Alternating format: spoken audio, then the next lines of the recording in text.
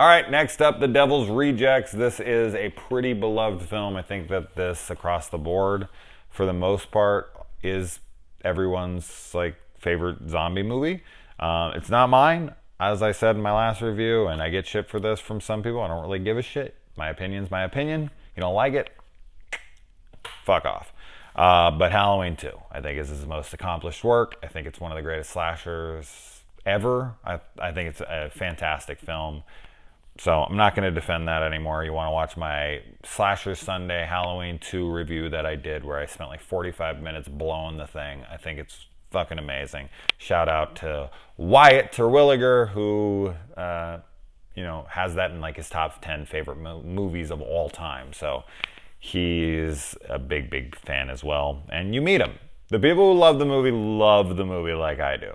It does have its following. So, it wasn't all for nothing. For some of you out there who are just like, I fucking hate it. I think it's an abomination. You're not alone, but know that it did have a purpose. It did make some of us very happy. So that all being said, Devil's Rejects I would definitely cite as his second best film.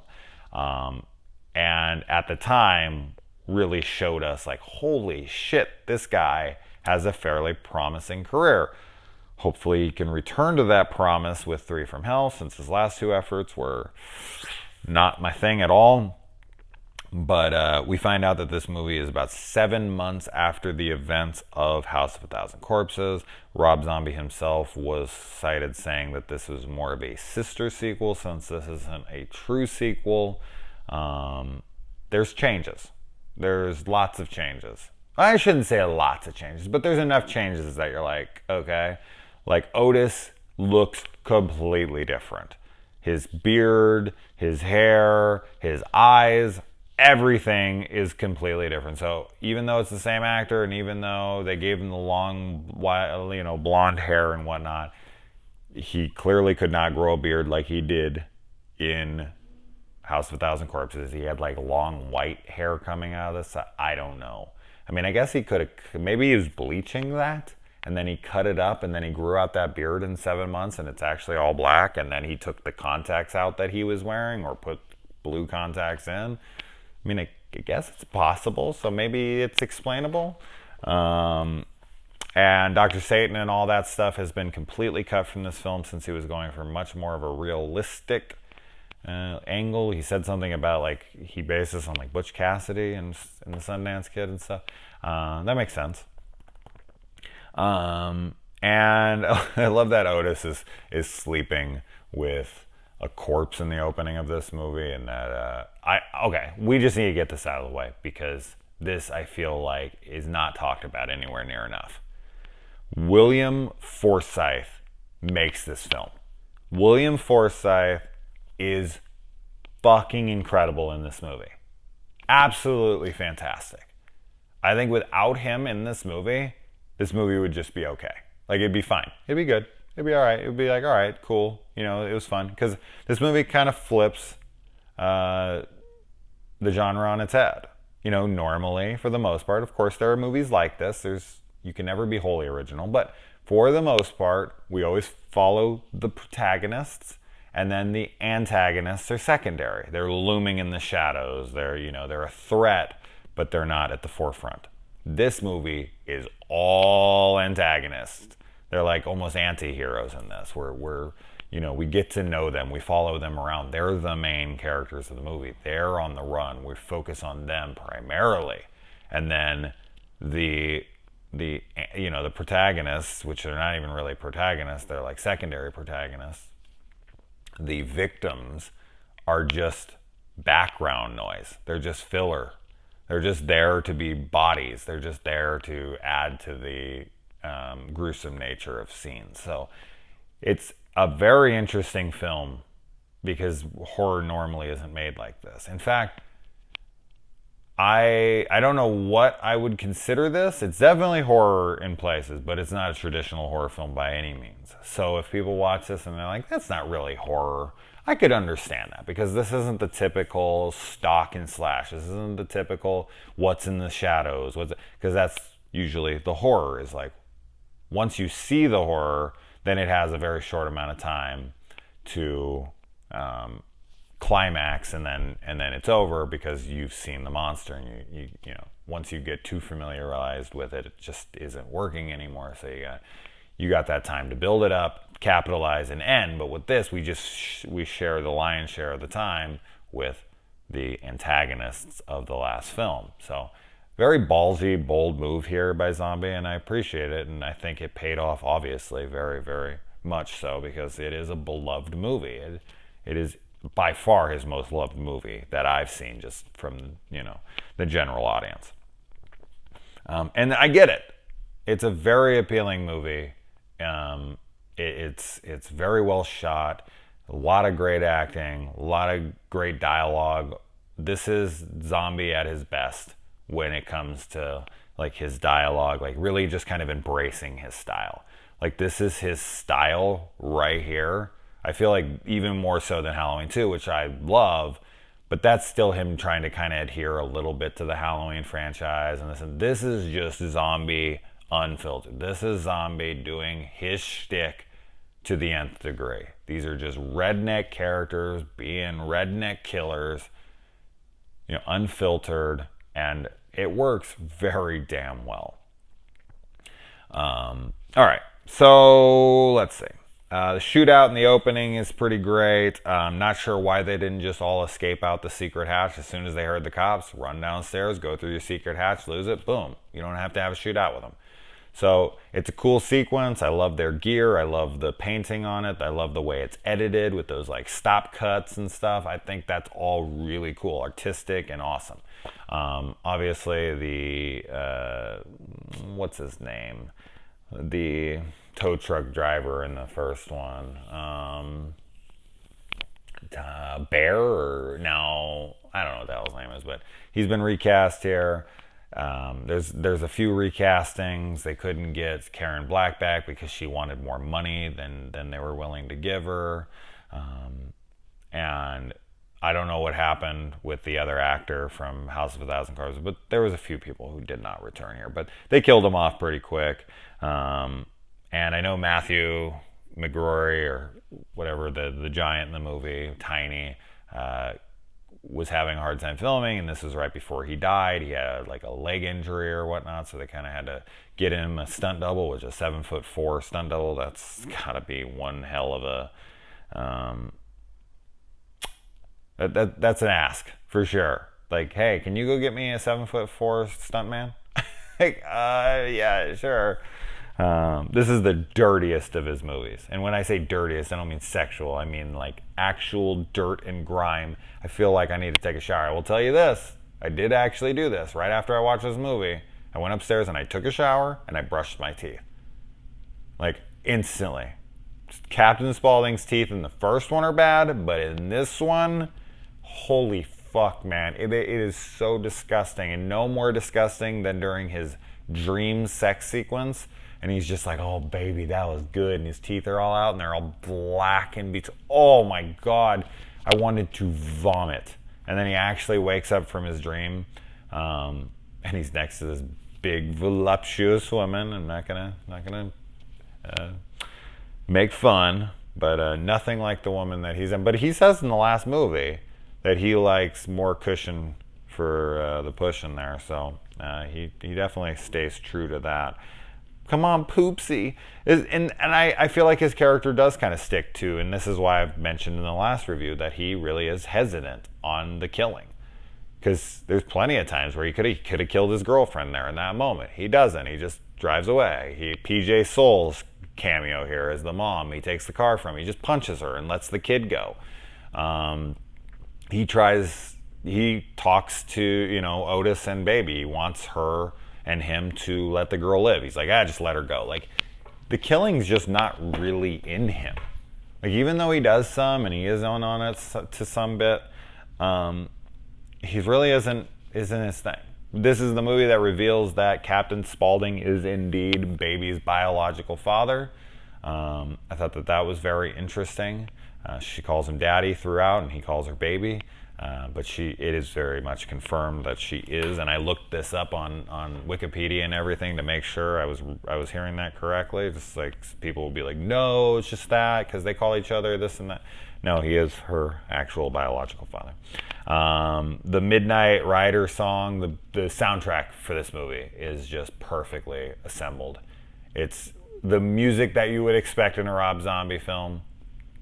Especially for the film being set in 1978.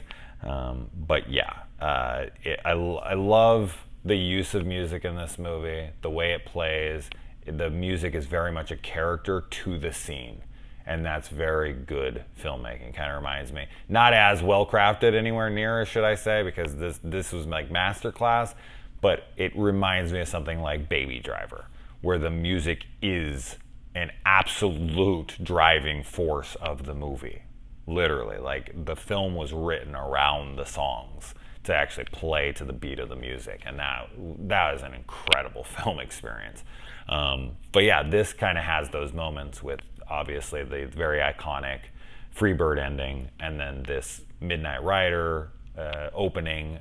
Really great use of music there. Kudos to whoever edited the movie for those scenes. A lot of great freeze frame moments where Otis is coming out and killing the chick to take her car. All that stuff is really, really well done. Although I don't really care for it because I hate when people take advantage of people's good nature in movies. I don't know, it always hurts me, it always pisses me off. But, still, it's a good scene. And I already talked about all this stuff. Then we get Ken Foree in here, obviously from Dawn of the Dead. I love Ken in these movies.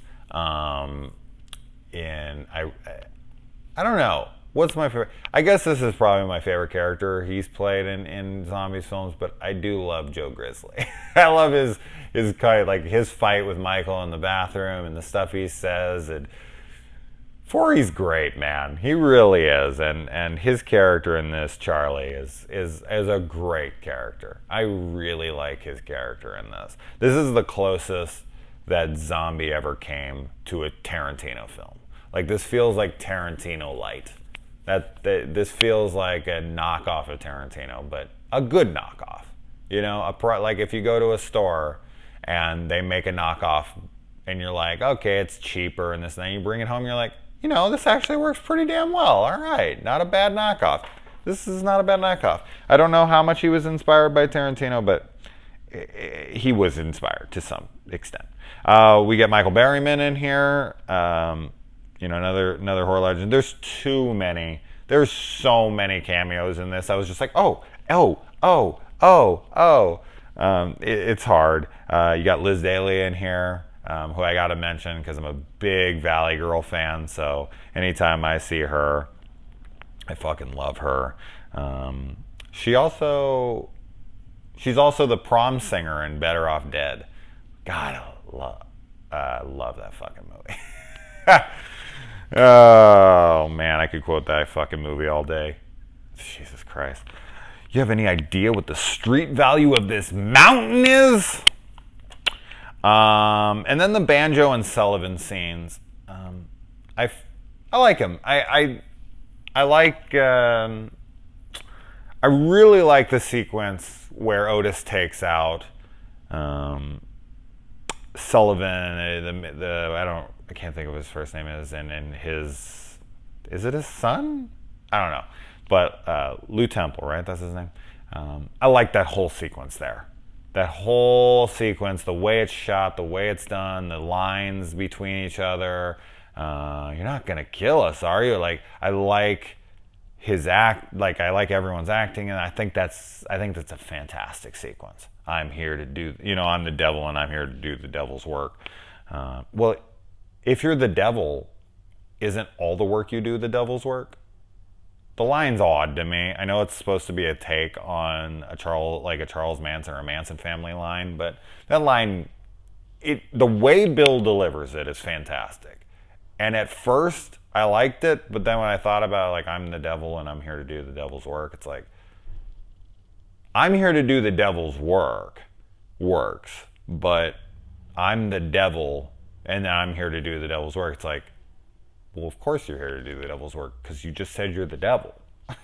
Like, the second part isn't necessary once you said the first part. So I don't know. It's a silly gripe with that line, but there you go.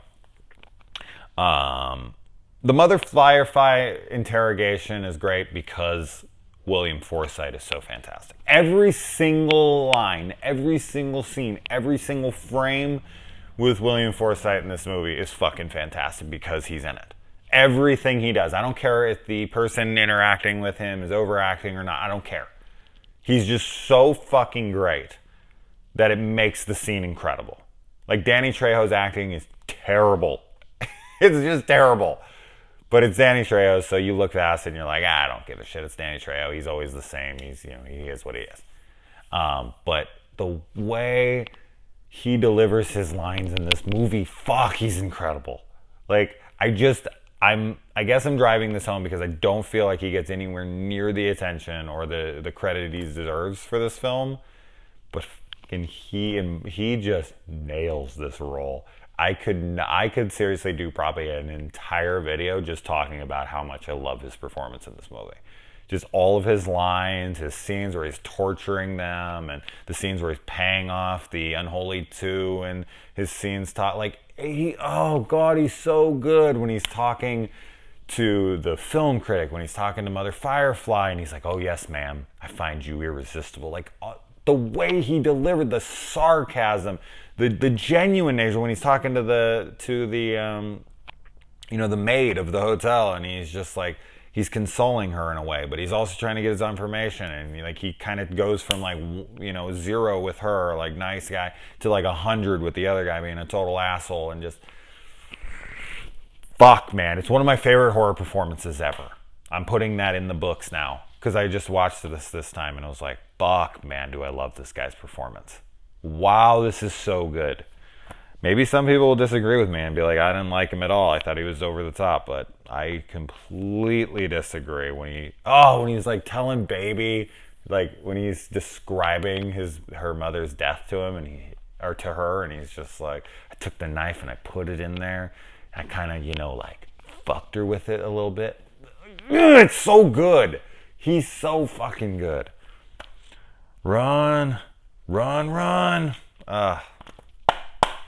And then there's a line in this movie, one of the most quoted lines of my brother and I's history together, and we've over-exaggerated it to no end. I mean, we've taken this scene and we blew it so out of proportion. And so how it goes is that my brother and I, we watched this movie. We watched it together because I went and saw it with Alyssa, but he saw it and then we talked to each other, and our memory of this scene was exactly the same, which is always what happens with us. We'll always come to each other and we'll play out a scene and we'll be like, oh, you remember when this happened and this blah, blah, blah, and we'll have the exact same interpretation of a scene, and then we'll watch that scene together and it will be nothing like we've been explaining for years to each other. And we'll be like, how did we both come up with something so blown out of proportion? But anyway, so when he's talking to the film critic, and the film critic comes in and he starts bashing Elvis and all that, and then he grabs him and he's like, don't you ever say anything against Elvis Aaron Presley, I'll kick your ass, whatever. And then the guy comes out and he yells, fuck Groucho. My brother and I, we both just blew that scene out of proportion, and we were saying like his veins were like bulging out of his neck. There was like veins in his forehead. Spit and blood was like coming out of his mouth as he yelled it. It's so hard to explain my brother and I's humor to anybody because we use specific like hand motions to explain and try to like articulate the more insane exaggerations where we're like using our fucking hands as our mouths to try to make them more exaggerative. Like his mouth was like,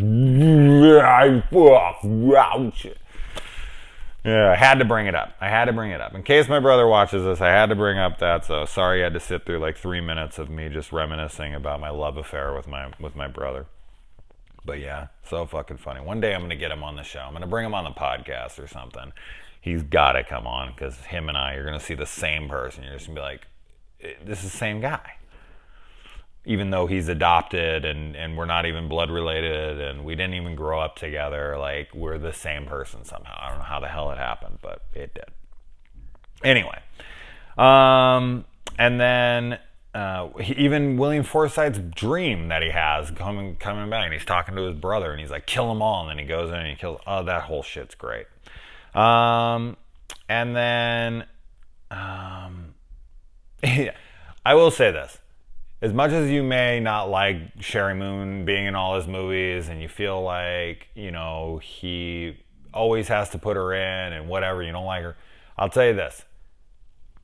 If they were to separate, if they were to break up, I would seriously lose like all my faith in love. I would lose all, like, I feel like they're just one of those couples that I'm just like, they're meant to be. Like, they're just that perfect. I'm sure if they were listening to this, they'd be laughing. They'd be like, oh my God, he has no idea. We fucking hate each other. I don't know. But the way that they see, the way that I see them, the way that this is a man who's obsessed with his wife and a woman who's obsessed with her husband. And it would just be so, oh my God, it would be devastating to me if I heard that they were like, no more. I don't know.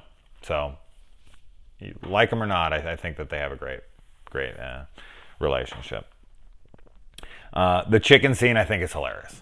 The whole, like, you know, the way this guy is explaining cutting the head off the chicken, putting his dick in there, and the way Forey reacts, and, you know, Michael Berryman freaks out about him accusing him of being a chicken fucker and all that. I feel like people might see that as a filler scene, but, I mean, take Quentin Tarantino, for instance, if we're going to compare the two. Quentin Tarantino, his whole films, sometimes, I mean, essentially, like, his films are just filler.